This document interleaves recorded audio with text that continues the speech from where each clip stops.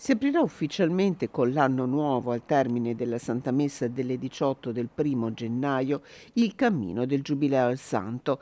L'invocazione allo Spirito, il canto del Veni Creator, accompagnerà padre Antonio Ramina nell'itinerario che la comunità dei frati vuole proporre ai pellegrini che entreranno in Basilica in questo anno di grazia.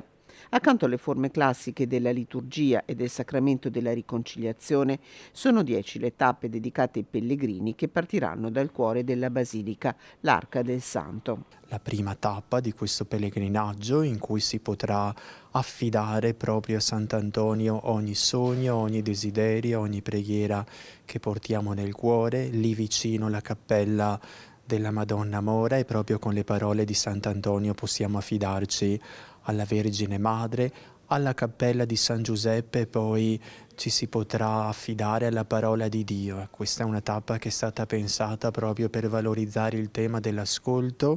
Ciascun pellegrino potrà accogliere un versetto della Sacra Scrittura che in questa tappa viene posto all'evidenza, fino ad arrivare alla cappella delle reliquie, dove quest'anno in modo eccezionale sarà portato al centro della cappella stessa uno dei reliquiari più importanti, che custodisce l'apparato vocale di Sant'Antonio. Per i pellegrini attesi in Basilica è stata pubblicata una guida al pellegrinaggio intitolata Pellegrini di Speranza con Sant'Antonio, che propone, tappa dopo tappa, un itinerario spirituale con momenti di raccoglimento e preghiera.